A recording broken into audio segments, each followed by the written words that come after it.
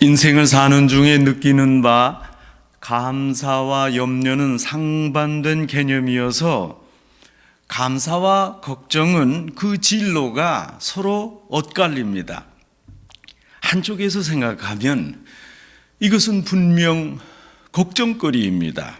그러나 다른 면에서 보면 감사합니다. 이쪽에서 세상을 보면 온통 근심과 걱정투성이지만 저쪽에서 세상을 응시하면 감사와 기쁨이 충만합니다. 자신의 상황과 배경을 가까이에서 보면 온통 불만과 불평이 쌓일 수밖에 없지만 좀 더 멀리에서 자신과 환경을 바라보면 어려움을 이기고 밝은 미래를 기대하기에 긍정적인 마음과 소망을 품을 수 있습니다. 성도 여러분, 세상 만사가 다 이렇습니다. 사람들은 자신이 가진 소신대로, 자신이 믿는 바대로, 또 생각하고 확신한 대로 살아갑니다.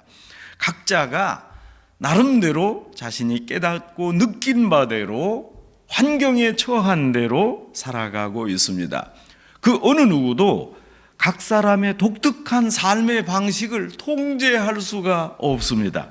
모든 이들의 인생살이를 하나의 자로 재서 이것은 이렇다, 이것은 저렇다, 이렇게 길고 짧다 단순하게 말할 수 없습니다. 각자의 인생관 동일하게 판단해서 객관적으로 평가할 수도 없습니다. 그래서 여러분, 아주 좋은 여건에 살면서도 원망과 불평을 입에 달고 사는 사람들이 있는가 하면 남 보기에 처참할 정도의 인생을 살지만 본인이 긍정적으로 사고하기 때문에 늘 감사하며 고마워하며 이렇게 기쁘게 사는 이들이 있습니다. 저만 하면 충분히 행복할 것 같은데 하는 이들이 불평불만에 사로잡혀 삽니다. 어떻게 저런 환경에서 웃음이 나오나 이렇게 생각하지만 정작 당사자들이 행복한 경우도 있습니다. 생활이 어려운 중에도 항상 기뻐하고 범사에 감사하며 사는 사람들이 있습니다.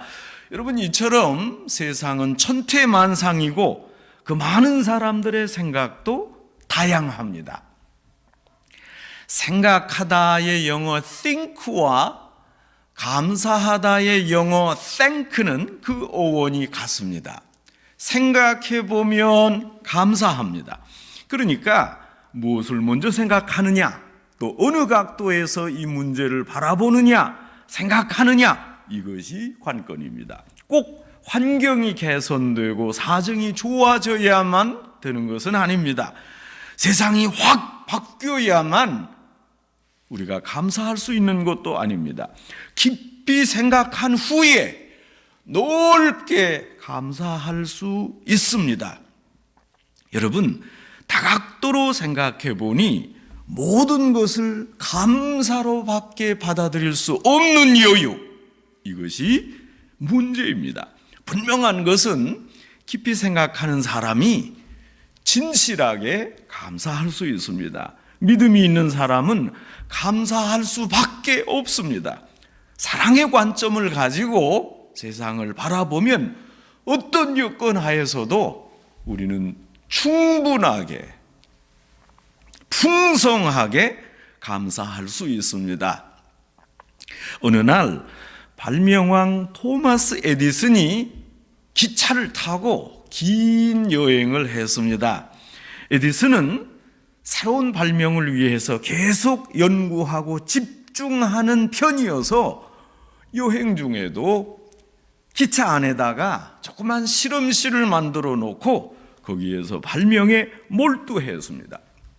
그런데 그만 기차가 달리던 중 덜커덩 하는 바람에 한 화학 물질 액체를 담은 병이 떨어져 깨지고 액체에 불이 붙었고 그만 연구실 전체로 불이 번져나갔습니다. 에디슨이 그동안 연구하고 실험하여 기록해 놓은 모든 자료들이 몽땅 불에 탔습니다. 불이 급속도로 확 하고 번지자 실험실 안에 있던 에디슨이 위험해졌습니다. 이때 차장이 급하게 달려와서 에디슨을 기차 밖으로 내던졌습니다. 결국 에디슨은 생명을 보존했지만 이때 기차 밖으로 던져지면서 그만 에디슨의 귀가 멀어서 듣지 못하게 되었습니다. 이후에도 에디슨은 꾸준하게 많은 연구를 했고 인류와 사회를 위해서 귀한 발명품을 많이 제작했습니다. 이렇게 어려움을 당하고도 열심히 발명품을 만들어내는 에디슨의 자세와 또 태도가 가상해서 어느 기자가 에디슨에게 물었습니다.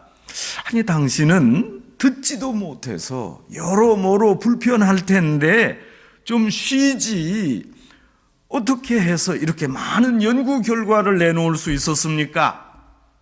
이 질문을 받고 에디슨이 대답했습니다. 저는 오히려 귀머거리가 된 것을 감사합니다. 세상이 아무리 시끄러워도 저는 들을 수가 없으니까 오직 집중해서 연구에 몰두할 수 있었습니다. 제가 용이하게 집중하도록 해준 사고가 오히려 감사합니다. 사고로 인해서 내가 연구에 더욱 정진할 수 있었습니다. 그래서 감사합니다. 성도 여러분, 그러니까 세상 만사를 어느 각도에서 보느냐가 문제입니다. 무엇을 생각하고 어느 것에 집중하느냐에 따라 감사하기도 하고 또 원망이 나오기도 합니다. 환경이 좋아지고 여건이 개선되고 세상이 좋은 방향으로 변화되기를 한평생 기다리는 그런 사람의 입에서는 감사가 나오지 않습니다. 그저 사과 밑에 누워서 사과 떨어지기를 기다리는 거 아닙니까? 그런 상황이 있습니까? 이런 사람들은 감사할 수 없습니다. 성도 여러분, 복이 무엇입니까? 울리면서 소리가 나야 종이듯이 우리 안에 감사한 마음이 우러나야 이것이 진정한 복입니다. 세속적으로 잘 사는 게 복이 아닙니다. 많이 가졌다고 복이 아닙니다. 여러분, 세상에서 출세했다고도 복이 아닙니다. 감사하는 마음이 충만하다면 이것이야말로 복 중의 복입니다. 오늘 성경에 다니엘 개인의 생애에서 볼 때 가장 극적인 내용이 등장합니다. 오늘 본문은 바벨론 포로 시대에 선민 이스라엘이 전 민족적으로 경험한 일들 중에서 가장 위대한 사건입니다. 바벨론 제국과 바사, 페르시아 제국 사이에 존재했던 메데 바사 과도 제국의 다리오 왕 때 일어난 소위 다니엘 사자굴 처형 사건이 등장합니다. 이런 극적 내용이 오늘 성경에 다니엘이 아뢰었던 감사 기도가 함께 나옵니다. 바벨론의 느부갓네살 왕이 예루살렘을 침공한 후 본국으로 돌아갈 때 다니엘을 비롯한 많은 일꾼들을 포로로 끌어갔습니다. 역사가들의 연구와 성경학자들의 증언에 의하면 바벨론 왕은 젊고 유능한 유대인 청년들 약 5만 명을 포로로 끌어갔습니다. 끌려간 이들은 어디까지나 포로입니다. 외국에서 온 포로입니다. 비록 신분이 포로였지만 그 중에 다니엘은 제일 총명하고 지혜가 넘쳤습니다. 느부갓네살 왕은 이렇게 똘똘한 다니엘을 등용해서 정치가로 세우고 키웠습니다. 세상이 바뀌어서 바벨론이 망하고 과도 제국 메대가 일어났습니다. 오늘 본문에 나오는 대로 메대의 다리오 왕 초기에 왕은 다니엘의 지혜와 총명을 크게 인정해서 다시 정치가로 기용했습니다. 다리오 왕 때 정치 구조는 이러했습니다. 유능한 120명의 방백 위에 탁월한 3명의 총리가 있었습니다. 3명의 총리가 120명의 방백을 다스렸습니다. 방백은 물론 메대 바사 전체에 큰 영향력을 미치는 지위를 소유했던 3명의 총리 중에서 다리오 왕은 다니엘을 수석 총리로 세웠습니다. 아무리 생각해도 굉장한 다니엘입니다. 자, 사정이 이렇다 보니 다니엘 주위에 다니엘을 시기 질투하는 이들이 많아졌습니다. 원래 잘 나가는 사람들을 이웃들이 끌어내리기 마련입니다. 별 볼 일 없는 사람을 누가 시기합니까? 빌리 그레함 목사님은 설교에서 이런 말씀을 자주 하셨습니다. 마귀는 믿음이 좋은 사람, 교회에서도 직급이 높은 장로님이나 권사를 유혹합니다. 마귀로서는 목회자 한 사람만 넘어뜨리면 대성공입니다. 마귀는 믿음이 없는 사람에 대해 관심이 없습니다.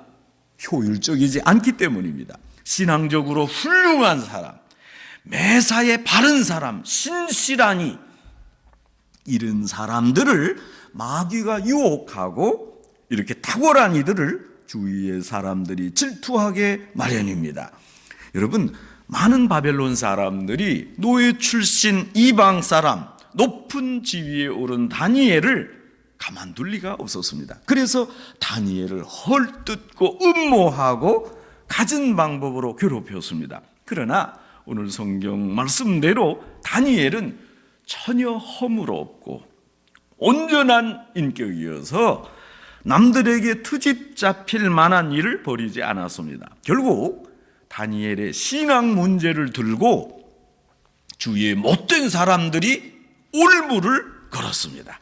이제부터 30일 동안 누구든지 왕 외에 어떤 신에게나 사람에게 무엇을 구하는 자가 있다면 바로 그 자가 다리오 왕에 대한 역적이다, 이렇게 선포를 했습니다. 그리고 신에게나 사람에게 절하는 사람을 잡아서 사자굴에 집어넣자고 결의했습니다.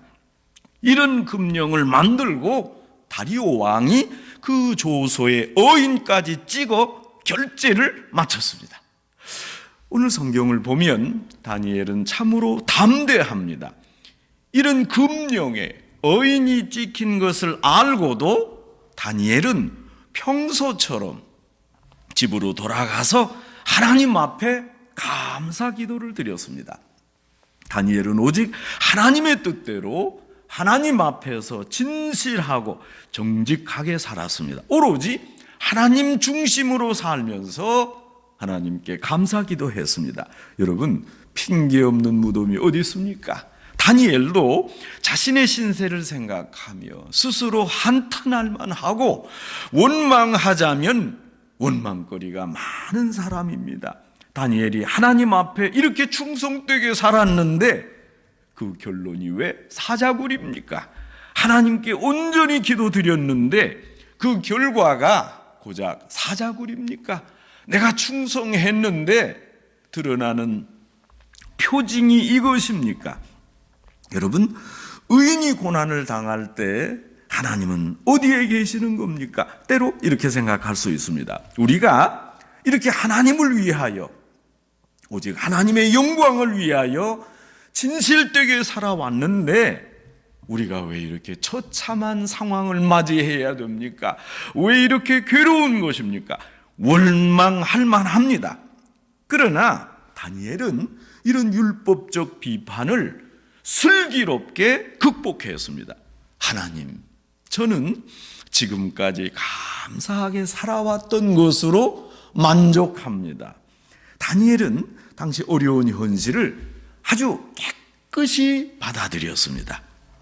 그래서 오늘 본문에 나온 대로 조서에 왕의 도장이 찍힌 것을 알고도 평소대로 하나님 앞에 기도하면, 또 사자굴에 끌려가서 죽을 수밖에 없는 그 운명을 알고도 다니엘은 담대하게 하나님 앞에 감사 기도를 드렸습니다.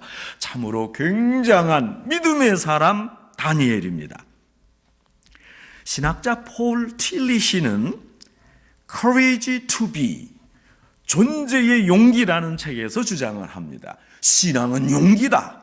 신앙은 그럼에도 불구하고 하는 용기다.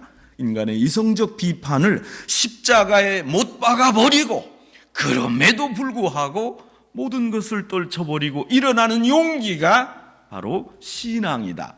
여러분, 우리 이성으로 생각하면 말이 되지 않습니다.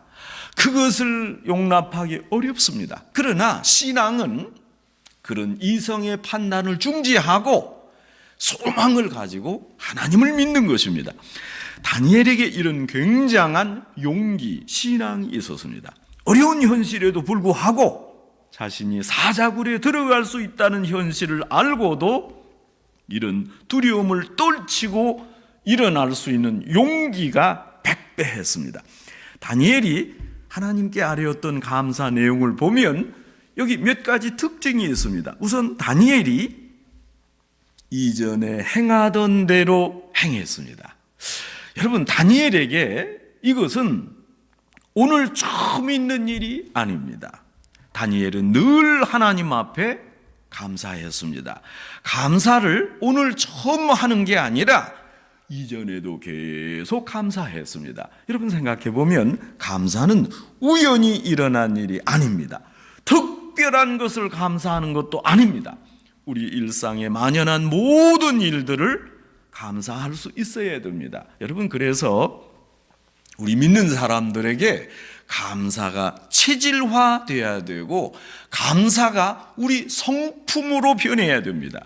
제가 이전에 어렵게 군대 생활을 했는데 저는 잘 못한다고 생각을 했는데 그때 주위 사람들이 저더러 군대 체질이래요. 제대하지 말고 군대 남으면 어떻겠냐 그러는 겁니다.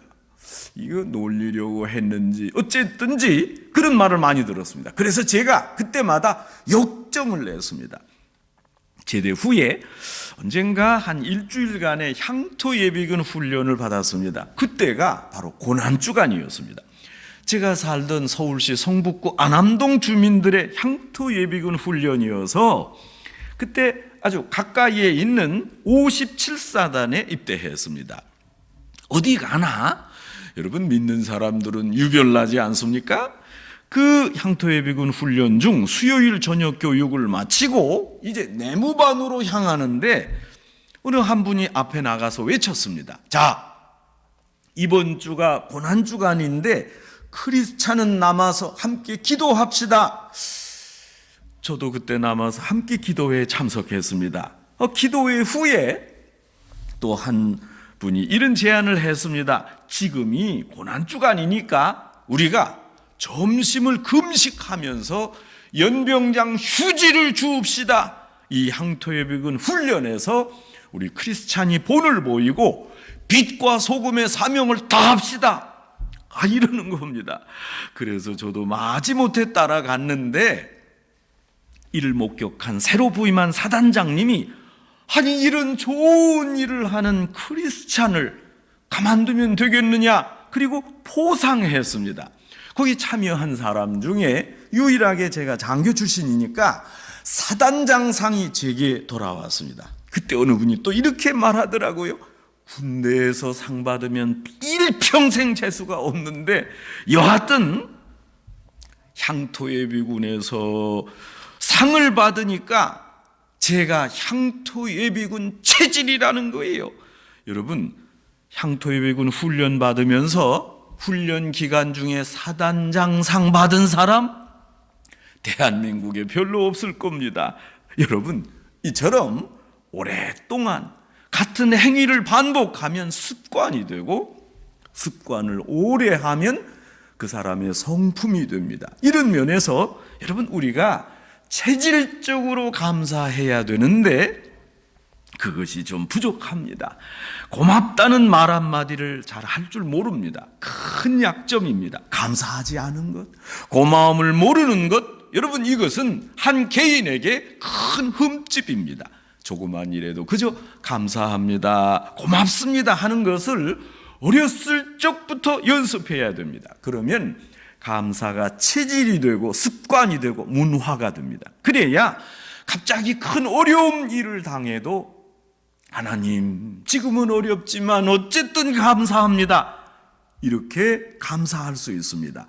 한순간에 돌발적으로 이런 위대한 감사를 드릴 수가 없습니다. 여러분, 그러니까 조그만 일에도 원망 없이 언제나 감사합니다, 고맙습니다 하고 아예 습관을 붙여야 됩니다.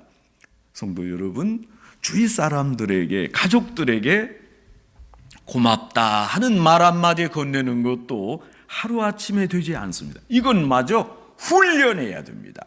조그만 일에도 감사할 수 있어야 하고 큰 일에도 감사하다고 분명하게 표현해야 됩니다. 여러분, 그런데 이것이 연습이 필요한 것입니다.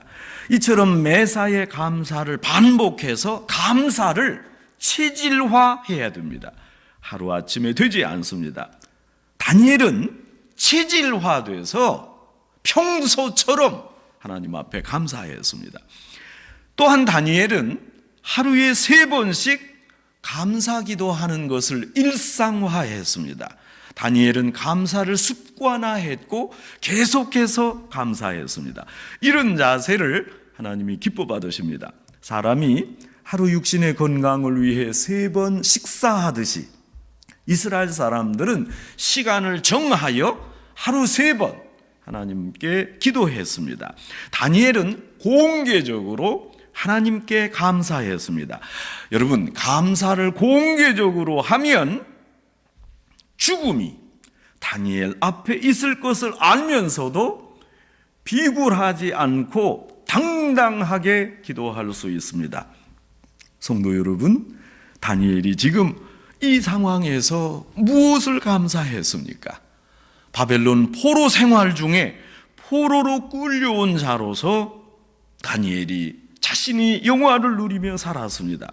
이전에 느부갓네살 왕의 사랑을 받고 다시 벨사사를 거쳐서 현재 다리오 왕의 사랑을 받으며 살고 있습니다. 다니엘은 이대로 감사했습니다. 다니엘은 오로지 신앙적으로 살았습니다. 비록 이국 땅에서 이방 문화 속에서 살았지만 음식도 가려 먹고 우상 숭배도 안 하고 죄와 타협 없이 정의롭고 거룩하게 선민의식을 가지고 살았습니다. 이제 다니엘이 죽을지 모릅니다. 그러나 다니엘은 이대로 만족했습니다. 성도 여러분, 감사는 만족에서 옵니다. 만족 없는 감사가 있다면 그거는 조건부일 뿐입니다. 이러면 감사하겠다, 그건 감사가 아닙니다. 마치 한국 백화점 입구에 세워진 인형들처럼 물건을 사가지고 가는 사람들에게 감사합니다, 그렇게 인사합니다. 그런데 거기까지만 하면 좋겠는데 또 오십시오 하는 것과 같습니다. 또 오십시오 하기 위해서 감사합니다 한다면 이건 조건부 감사입니다. 이제 당신이 쇼핑을 마치고 나가지만 또 오세요, 그러면 감사합니다, 그걸 좀 고쳤으면 좋겠습니다. 성도 여러분, 하나님 앞에 감사를 드리든 헌금을 드리든 헌신 봉사를 하든 절대로 대가성을 바라서는 안 됩니다. 하나님 앞에 감사한 것은 그저 무조건적이어야 합니다. 오늘 성경에 나타나듯이 다니엘은 복 받을 것도 없고 상 받을 것도 없어요. 왜 그렇습니까? 이대로 죽으니까. 죽을 걸 각오하고 지금 죽어가는 시점에서 다니엘이 만족하여 감사하고 있습니다. 거룩한 백성으로 의롭게 태어나고 선하게 살다가 지금 이제 깨끗하게 죽어갑니다. 하나님 감사합니다. 이것이 감사입니다. 이것이 위대한 감사요, 절대적인 감사였습니다. 그리고 자신의 생명을 하나님께 위탁하면서 저는 지금 하나님께로 갑니다, 감사합니다. 다니엘의 감사는 종말적이었습니다. 죽이기로 명령이 내려진 상황에서 다니엘이 죽음을 각오하고 하나님께 감사를 드렸기에 이것은 종말적 행위였습니다. 여러분이 감사한 일을 만난다면 당연한 것으로 받아들이시지 말기 바랍니다. 여러분, 이 세상에서 당연히 은혜를 입을 사람이 어디 있습니까? 곰곰이 따져보면 우리는 하나님의 은혜를 입을 만한 자격이 없습니다. 조그만 은혜가 아니라 그 엄청난 은총 아닙니까? 우리는 그저 부족하고 허물만 많습니다. 아무리 생각해도 우리 자신이 이런 사랑과 은혜를 받을 자격이 없기에, 그러니까 하나님께도 감사하고 감사할 뿐입니다. 뭐 할 말이 없습니다. 자격 없는 우리를 이토록 사랑하시고 은총을 베푸시며 한없는 사랑을 쏟아부으시는 그 위대한 사랑, 여러분 생각하면 감사할 것밖에 없습니다. 성도 여러분, 언제나 하나님 앞에서 깊이 생각합시다. 받은 은혜를 생각하고 또 앞으로 받을 이 무한한 은혜를 감사하고 기도하는 자세로 생각합시다. 세상을 보면 한숨과 원망이 앞서고 성숙하지 못한 이웃을 보면 불평이 절로 나옵니다. 그러나 하나님을 보고 우리 자신을 보면 오로지 하나님 앞에 감사할 뿐입니다. 하나님, 그 위대하신 하나님이 볼품없는 우리에게 이 복을 주셨습니까? 감사밖에 없습니다. 그리고 이제 이 감사가 성품화되고 생활화되고 일상화될 때 우리는 더 많은 어려움, 시험을 넉넉히 이길 수 있습니다. 뿐만 아니라 엄청난 시험이 닥쳐와도 하나님 앞에서 다니엘처럼 감사하며 승리할 수 있습니다. 감사의 계절, 감사주일에 오직 하나님께 감사함으로 모든 어려운 일을 이겨내고 어려움 중에도 절대 감사하여 하나님을 기쁘시게 하는 다니엘과 같은 성도 여러분 되시기를 주님의 이름으로 축원합니다. 하나님 아버지, 올해도 어김없이 저희에게 풍성한 열매와 감사할 여건을 마련해 주시니 감사합니다. 어려운 중에도 감사하고 고난 가운데서도 먼저 감사하는 우리 산호세 중앙교회 하나님 자녀가 되게 하옵소서. 계속적으로 감사하며 즉시 감사하고 저 먼 종말을 바라보고 용기를 가지고 하나님 앞에 평소대로 감사하는 주의 백성 되게 하옵소서. 예수님의 이름으로 기도합니다. 아멘.